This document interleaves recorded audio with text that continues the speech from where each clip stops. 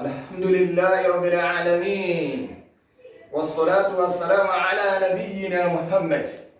وعلى آله وصحبه وسلم تسليما كثيرا. adúpẹ́ lọ́dọ̀ Ọlọ́run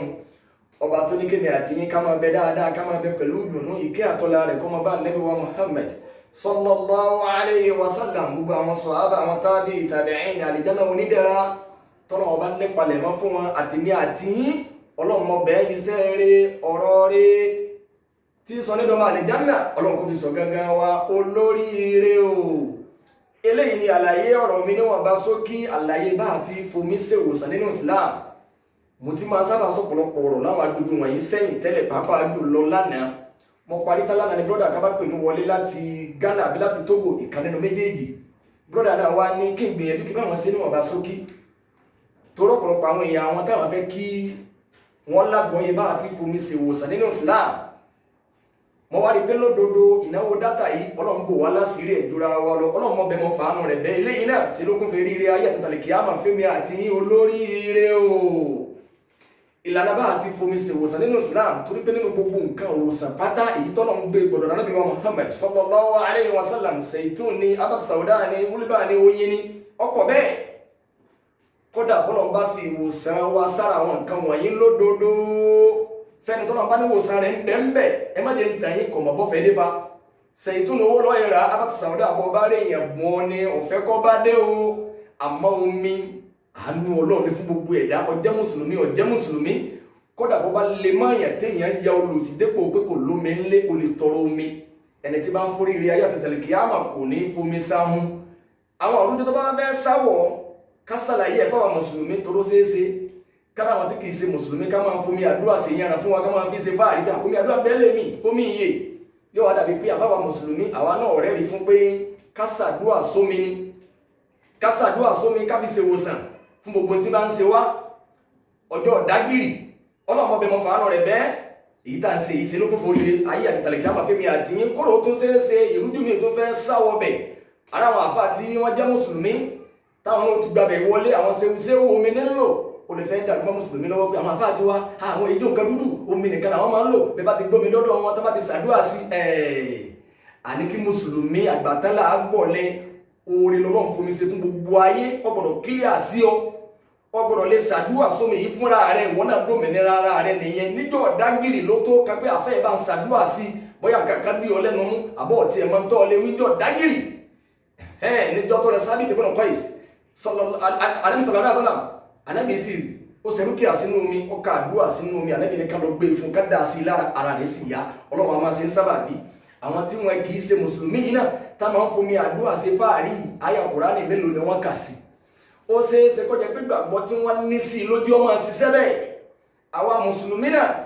àwa ìgbàgbọ́ tó yẹ ká ní ni wípé àánú Ọlọ́run ni àtúnwárẹ̀ ní fọlọ́tò Ànábì wa Muhammad sallallahu alayhi wa sallam ẹwà al-Qur'ani dáadáa a'udhu billahi minash shaytanir rajim. Awalam yara alladhina kafaru anna samawati wal arda kanata ratqan fafataknahuma waja'alna minal ma'i kulla shay'in hayyin afala yu'minun.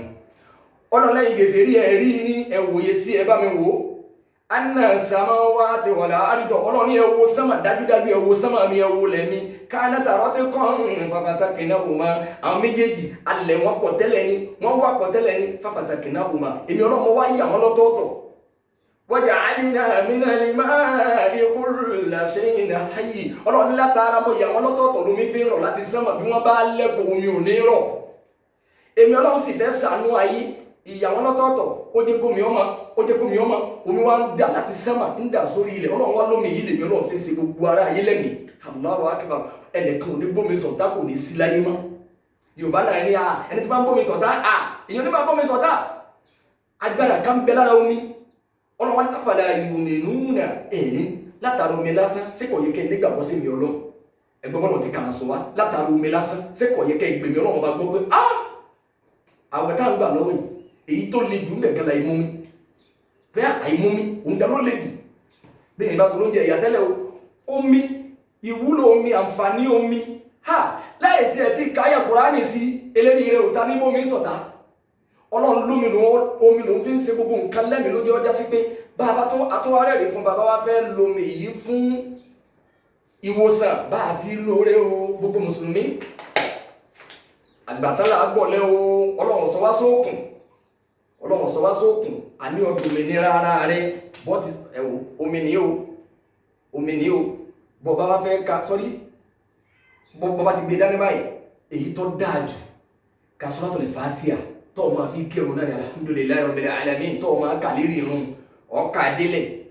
níjọ́ dágìrì lèyàn máa ṣe léyìí jọtí bọ́yá àìsàn tó lágbára tọ́ọ̀sì lówó àti gbéra rẹ lọ sọ́spítà ọ̀nìkọ́kọ́ tráyẹ̀ bọ́ bá ń lo bẹ́ẹ̀ Ọlọ́run máa ṣe ń sábàbí bọ́ bá ti wá lò ó tí ọlọ́tọ̀ gbìyànjú ké pariwo ara rẹ̀ síta ẹ̀ràn mi lọ́wọ́ ẹ̀yà gbémi jáde gbémi lọ sọ́spítà ó ẹni tí ó bá fẹ́ kéyìn ó kú ọ̀sìpítù ní ó gbé ọlọ́ tó bá ti wá ka Suratul Fatiha tán wo bí mo ti ṣe ó bá Nabi sallallahu alaihi wasallam máa ṣe eré ẹ̀rí wà fún gbogbo àwọn ẹni eré wọn máa ṣe bẹ́ẹ̀ tó bá ti ka Fatiha tán délẹ̀ ó kẹsàn sorry ọ̀tá òdánù sọ́jú bábá àjọ ọ̀ ní tútọ́ má sì tútọ́ ìtọ́ tí máa bá tẹ́kùn jáde ọ sì súbí omi ọ̀ka Suratul Ikhlas ìyẹn kúlẹ̀ wọ́n lọ́wọ́ hàn kúlẹ̀ àwọn sọ̀rọ̀ falaki ká kúlẹ̀ àwọn sọ̀rọ̀ nas kàásì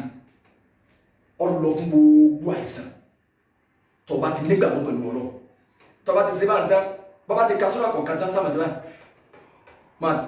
ọtí pẹ́ náfàsó lè yẹ máa ìtọ́ tó bá tẹ́kùn jáde ọ̀ ní tútọ́ yẹ kọ́pọ̀ owó ti kílíà sí wa náà àbí ọlọ́mọsí wa ló pònú ẹ̀dá kọ́dà bọ́ ọba wa máa yà Kùránì kankan ha yà máa yà tẹ́ kàkálẹ̀ yà máa ẹ̀ ọ̀ ìkírun tẹ́lẹ̀ ni ìbá ọmọ akírun bọ́ ọmọ Fátíhà ìgbàgbọ́ bọ́ ọba mọ̀ kankan wọ́n lè sí Bismillahir Rahmanir Rahim tó bá ti sí Bismillah ìtàn ọwọ́ sẹ́lẹ̀ ṣe ìwọ̀nba tọ́lọ̀ bá ní kí gbàgbọ́ rẹ̀ ó gbé sí máa mú bíbí kan ní bá ń sí ọ́ ní fi pàbẹ̀ atúláwọn àyà mi àwọn àyà tó sì fà torí tó ṣe é ṣe kékeré wọn tí ó tún gbé pẹ́ẹ́lí tó bá lè ka Kùránì dáadáa àwọn àìsàn tó lágbá téèyàn ti náwó tí ọlọ ẹ ti gbé káàkiri ẹ rábò ẹ ọwà ẹwà bomi báyìí bẹ́ẹ̀ bá lè kà fúnra yín àfà ká lè bá yẹn ṣe ìgbà yín náà ló tó ká àfà àbí kẹ kà fúnra yín Suratu Yunus àyà 57 Suratu Tawbah àyà 14 Suratu Nahli àyà 69 mashallah Suratul Isra àyà 82 Suratu Shu'ara àyà 80 Suratu Fussilat àyà 44 mashallah Suratul Fatiha ẹ̀tùn wá kà sí sọ gbogbo tí mo kàkálẹ̀ gbogbo tẹ́ kàkálẹ̀ yí àbí ọgbọ́ kankan lẹ́sọ̀ lẹ́dẹ̀ àwọn agánà kò rí bẹ́ẹ̀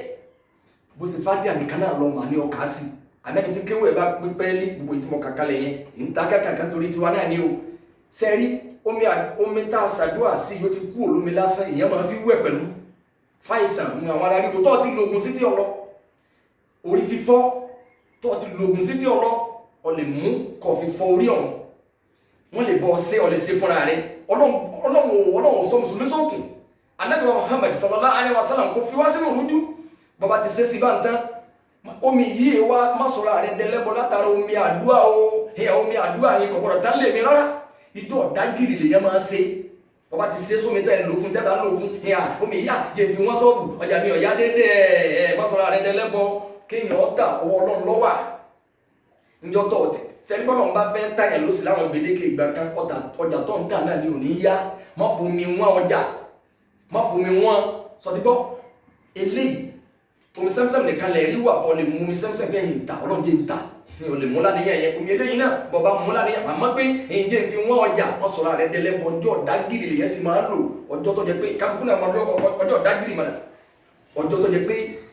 tí wọ́n lọ́wọ́ pé ìlú kí ló wá ṣẹlẹ̀ yìí gbogbo ọ̀pọ̀lọpọ̀ orí fífọ́ mi ń bẹ ìyá bàbá tó jẹ pé tó ní ìdí ni pé kọ́ sùn kọ́ kà sí mi ní wọn níbi kọ́ kakíní kankan sómi kankan rárá nítorí fífọ́ ìbádé ni pé sùn torí pé làákàyè tọ́lọ́ wọn bá bù ọ ti di ẹrù tó kọjá làákàyè ọ ti di ẹrù yẹn lé kọjá agbára ẹ̀ wọ́n máa mérí fọ́ ìyẹn ni pé kọ́ sùn níbi tó bá di pé kìí ṣe pé wọn ti lọ gbogbo oògùn sí ló tó ka àwọn eléyìí kété pé téèyàn máa wá sọ díṣẹ́ ìpè àwọn ní abẹ́ ìtàn lè mí rárá wọn náà má tó dàbí àwọn ará àtọ̀hún tí wọn kìí ṣe mùsùlùmí tí kaba ti tán wọn tó lọ gbà mí rárá anibukata sí níjọ́ tá a bá ní ìpèníjà tó lágbá gbogbo àwọn foni iná ni èélá ni tó ti lóògùn sí tí ọ̀lọ́ àfa ṣàdúrà sómi fi pàbẹ̀ wò